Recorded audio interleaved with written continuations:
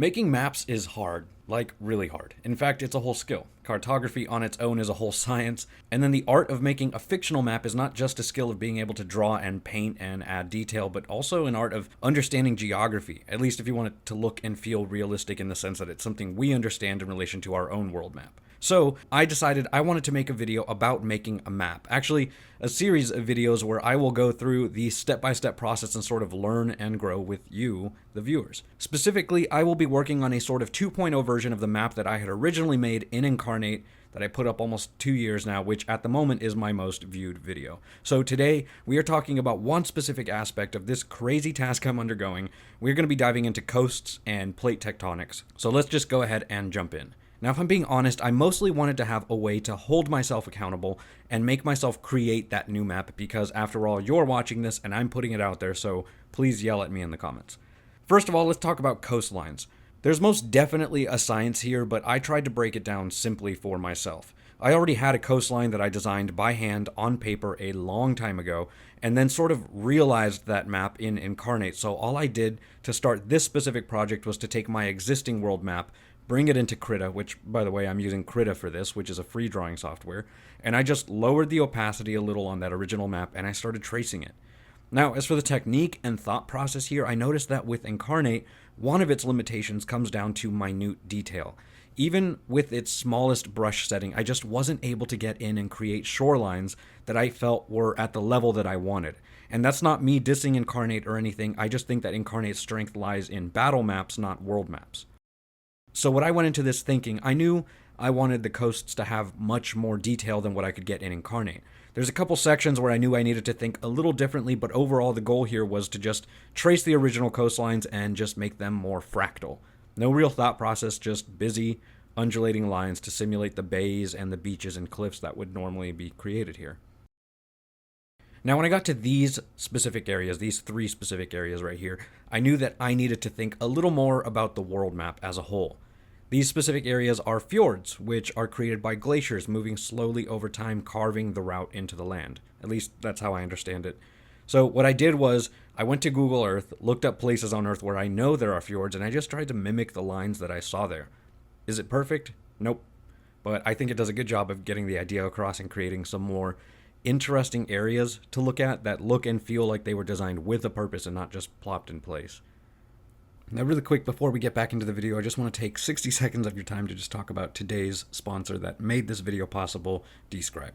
Have you ever been running a session and you can literally feel your players getting bored? I know I have. If you have ever felt like your game sessions could use just a little bit more life like me, then give me just a few seconds. Let me show you today's sponsor, Describe. So what is Describe? Well, honestly, I thought a lot about how to describe, pun intended, and it's the difference between reading about a stormy sea and actually feeling it, right? The chill as the thunder rolls and the waves crash, all perfectly timed with your story, all at your fingertips. And it's because Describe isn't just bringing sound, it's literally giving life to your adventures, from a massive array of maps to epic battle sounds and ambience and sound effects and immersive text that's already written for you, all the way to truly beautiful music. Honestly, the music alone should win some awards, and it all just makes your sessions so unforgettable. And the best part is that it's created by players for players, so all it takes is one subscription for the whole table. I promise you, if you are one of those DMs that wants to make that leap to make your table just that much better for your players, check out Describe and bring your next session to life. It's the tool I always wanted whenever I ran a game. I'm super excited that I found it. So click the link in the description. Just give it a look. You're already on the internet. Just click the thing, take a peek, and if you want to take the dive, create your account and use my code FANTASYFORGE. So once I went all the way around, you can see here the before and after, and overall I'm pretty pleased with it. It already looks like a much bigger world, which I felt the old map, again, because of the lack of minute detail in Incarnate, it just didn't have that large world look to it. So that's how I did my coasts. Let me know what you think in the comments. Now, what I want to do is talk a little bit more about plate tectonics and specifically mountains. I had lots of people jumping in the comments of the last video, and I just wanted to say thank you to those of you that helped inform me and guide me, at least to those of you that were respectful. It really went a long way to helping me learn more about my world building, so shout out to you guys. So I did a deep dive into plate tectonics, taking the lessons that I learned from the original map and the comments from those awesome adventurers that were pointing out those mistakes I had made. The biggest of which was that I learned that plate tectonics don't ever really touch in an X pattern. They just don't do it. And the reason, from what I understand, is that these things are free-floating chunks of land mass. And I don't know why I'd always seen them in my head as just like cracks in the earth, which is why I saw them as lines or at times X's. So, well, the more you know. So what I made sure to do was to think about two things. How big is this mass, this plate tectonic, and what direction is it moving? So I drew my outlines of the plates, which you can see here, and I added directional lines for one important reason. The direction that the plates are moving, whether that's towards each other, away from each other, or alongside each other, do different things to the map. So when two plates move towards each other, they collide. They push up through the earth, and over what I'm assuming is millions of years, they form mountains over the slow, gradual pushing of earth upwards. And when the two plates pull away from each other, they actually create ridges. Now, on land, this can turn into ridge valleys, which I just discovered and found out that they're probably one of the coolest and most beautiful land formations I've ever seen in my life. In the ocean, they pull apart, and they create sort of like a ridge or a hole in the ground, I guess, that follows that plate, which can sometimes let magma through, I think. And then that magma sort of pools and creates underwater volcanoes, which, as the plates move, creates islands. I don't know. Someone who knows more than me about that one, leave it in the comments. I just know that where they pull apart, you are more likely to have volcanoes and islands, from what I understand. So I made a note of where those specific places might be.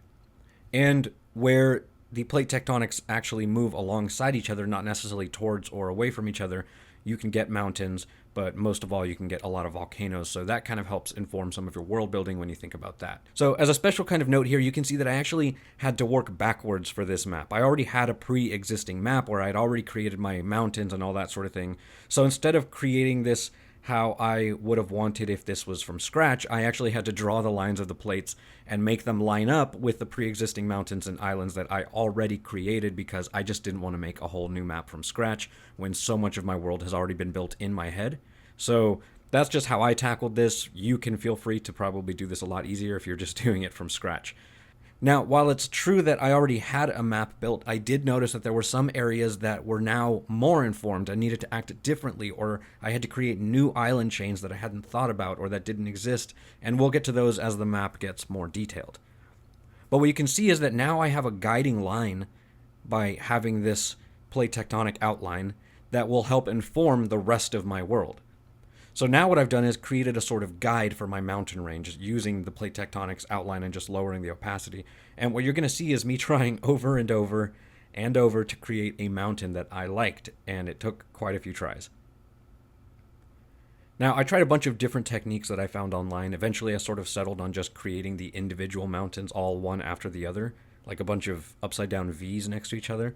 I saw some techniques that were like create a zigzag line and build mountain slopes off of those peaks, and I just didn't like the way I was doing it. Clearly, I was doing something wrong. There's something that I was missing I didn't understand.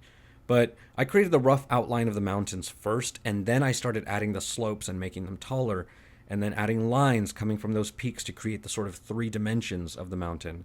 And then I was adding smaller mountains at the bases and foothills beyond those to create the feel that this mountainous area sort of spread out over miles.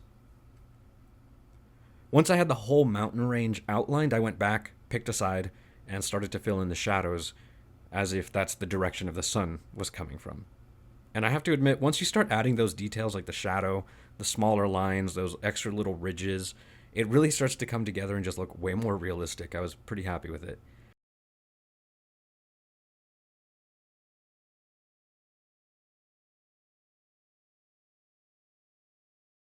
Now at the end here, you can see that I used the plate tectonics to plot out some of the new island chains, but I'm not really focusing on making them feel real. I'm just sort of getting an idea for where they're going to live, and eventually I'll tackle those.